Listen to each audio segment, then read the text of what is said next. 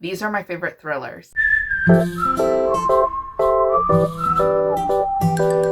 Hi guys, welcome back to the channel. As you can tell, I'm wearing the same outfit, same makeup and everything, and I just wanted to let you know that as my favorites of books of 2020 series, I'm going to be filming in one shot, or I'm going to be filming at least a majority of my favorite genres in one shot. So get used to my makeup and my same shirt because I'm still sitting here. But you have just tuned in to one of my videos on my favorite thrillers of 2020. Now, if you guys are new to my channel, you wouldn't know that basically I am a romance reader and I'm also a young adult reader. And I wanted to challenge myself this year by reading new to me genres that I thought that I would hate and that I wouldn't like and that I could just be like, well, I tried it, I didn't like it, let's move on with my life. But what actually happened was that I bamboozled myself and I actually fell in love with thrillers. I really thought I would hate thrillers because there's always tends to be kind of like a mystery element to it, and I haven't found my love yet for mystery books, but thrillers just seem to kind of grip my heart because they are just so fantastic in the way that they're fast-paced. There's always going to be a twist, there's characters that are evil, and they have motivations that make sense, so you kind of like don't know who you're rooting for. But I absolutely adore these thrillers and I want you to check them out too. So let's get started. So the first book that I want to recommend to you is actually a young adult novel, and it's a thriller novel as well. I think that young adult thrillers are kind of making their way onto our bookshelves, but they're definitely not dominating our shelves in the young adult section. I feel like it's more fantasy and also contemporary romances.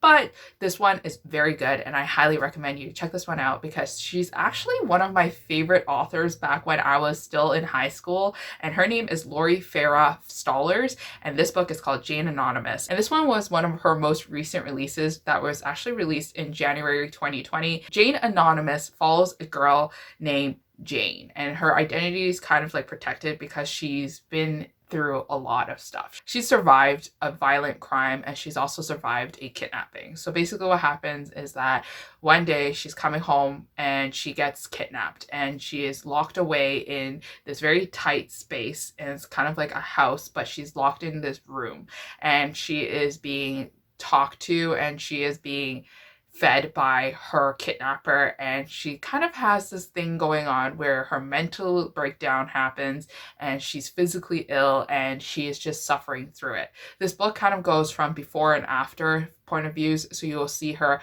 after like escaping and readjusting to her life, getting to know her parents again, getting to know her friends again, kind of like adapting to her style where she isn't locked in a room anymore and where she actually has freedom and she's communicating to her therapist and hoping to live a normal life afterwards from all this trauma. And then the before is basically us seeing her trapped in this room talking to her friend that she also hears through the walls, and that she thinks that he has kidnapped more kids, and she hears all these voices and she thinks that, you know, all these people were unlucky enough just like her who got kidnapped, and then now she is kind of dealing with the emotions of trying to escape with these people, and then it just gets dark and gruesome. So if you guys are a fan of a kidnapper story and how a captive story works, then definitely check this one out because I thought this one was very fast-paced, it was very interesting, and the twist is amazing, and I highly recommend this book. So the next book that I want to recommend to you is actually a book that has been published a long time ago, but I decided to read thrillers now. So now I finally picked it up and I absolutely adored this novel. I don't want to spoil too much of this because I already filmed this the second time and I realized I spoiled too much of it. But this one basically is called Behind Closed Doors by B.A. Paris, and this one follows a couple who is the perfect couple, and they actually got married and everybody's really happy that they got married because they think that they're meant for each other. But some things don't add up. Now, our main character and our heroine, the wife, is looking very slim even though she's eating, and she doesn't seem that she's picking up the phone anymore, and she's disconnecting from her family and friends, and that she's kind of changing into a different personality. But really, what could go wrong and what is actually happening behind closed doors? So this one is a very twisted psychological thriller that really left me kind of like spooked and scared, and it kind of traumatized me to the point where now I can't really trust anyone and I don't really know their true personality until we close the door and we get to see what's behind the scenes. But anyways, this one's fantastic. Really enjoyed it and definitely go check it out. So the next book that I want to recommend is actually another book from an author that I haven't read that's super popular, and she's basically a loved one in the thriller community, and her name is Sherry Lapina, and this one was her debut novel called The Couple Next Door. Now, this book kind of follows the perfect couple once again, and it's a domestic thriller, and basically they have a loving relationship, but what happens when their baby daughter is actually kidnapped from her home? And then now this kind of like story kind of unfolds where the investigation happens, characters are introduced, and different plot lines are also introduced as well. And it kind of all comes together with this very complex web of lies.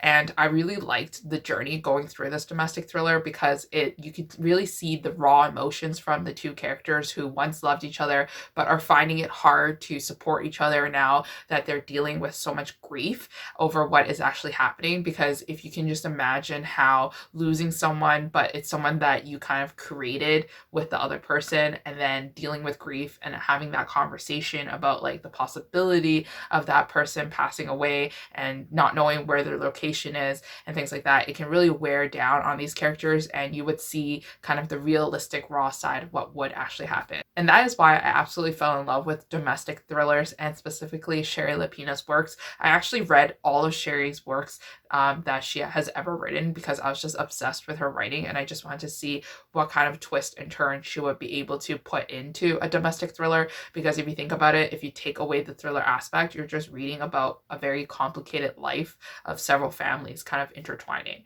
But this one, very good. Highly recommend you to read it, and check out Sherry's books as well. So the next book that I want to recommend is actually a sequel to one of the most popular books that you've probably heard of here on BookTube and also on Netflix. So this one is called Mallory, and it's actually the sequel to Bird Box from Josh Malerman. And now this book follows like kind of like I think like maybe 10 years afterwards of Bird Box takes place. If you guys are unfamiliar with the plot of Bird Box, it's basically what happens is that there are demons in this world that gets unleashed, and these demons cause you to kill yourself if you look at them in the eye.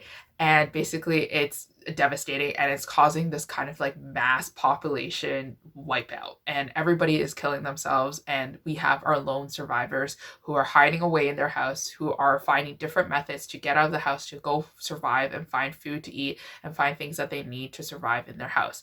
And these people are very intelligent, they're very strong, and they really face adversity with like confidence and with braveness, even though that they are really scared. And what happens is that our main female character is named Mallory, and Mallory has two young children that she needs to take care of. And Bird Box kind of ends it off there where, you know, Mallory and these two children has found a nice place, and that they are going to continue to try to survive.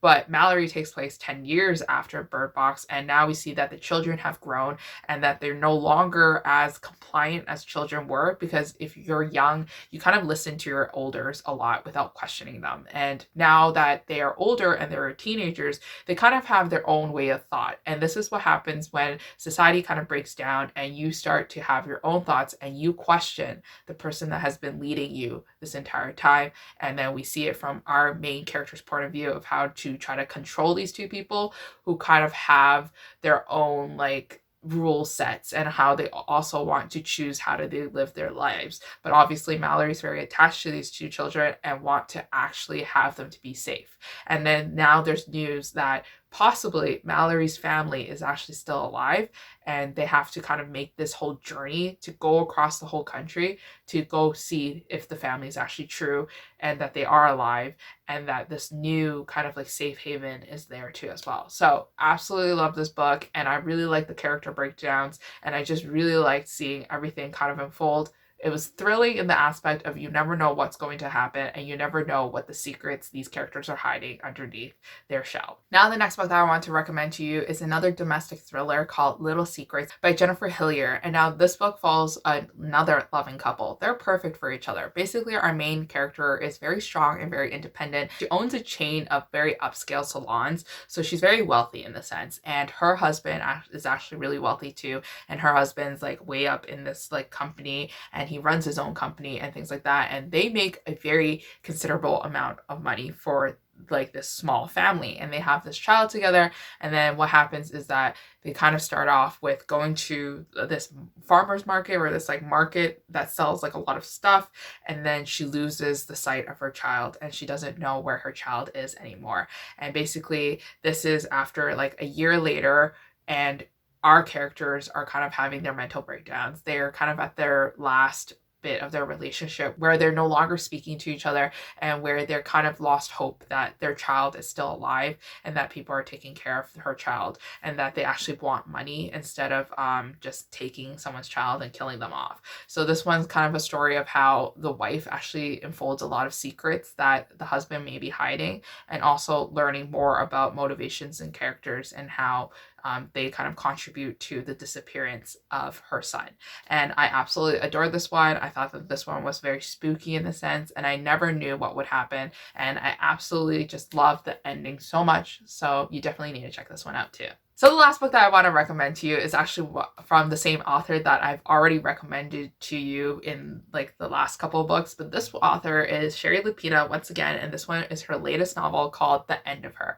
And her is this character that kind of comes in and ruins a lot of the relationships in our books. And she is kind of like sliding her way into these relationships, making these relationships fall apart and making these couples not trust each other in the process. So she's kind of at the center of this kind of web of lies and deceit and drama. And this book actually follows like kind of like a main couple, but it also follows like other different side characters as well. But our main couple is a woman who just gave birth to twins, and she is really being weighed down from it. Like, you know, twins are kind of hard to take care of, and she doesn't know how she's going to take care of them if they're not sleeping, and she's not sleeping. She's very exhausted. She's very tired, so much to the point that she can't really trust anybody in her life anymore, because she's kind of getting mixed memories and like, you know, delusions and things like that. So she's a very unreliable character. And then her husband seems to be like the perfect husband. He kind of comes in, helps her sometimes, and then, you know, he has his own faults and he has his own mistakes, but he also has a past history of where, you know, he was caught cheating. And this is kind of like the story of them rebuilding their relationship, but also knowing that each of them have secrets to hide. And I absolutely love this one as well, and I highly recommend you to check this one out. But anyways, that is it for all the thrillers that I've read this year that I highly recommend you to check out, and it's also my favorites of 2020. I honestly couldn't believe that I actually fell in love with this genre, and I look forward to reading more of these books in my next year, and also reading more debut novels from many more thriller authors. If you guys like thrillers too, let me know in the comments down below which ones I should check out and which authors to pay attention to. I'm still a newbie, so I would love to become an expert later on in life. But until next time, I'll see you guys again in my next favorites video. Bye.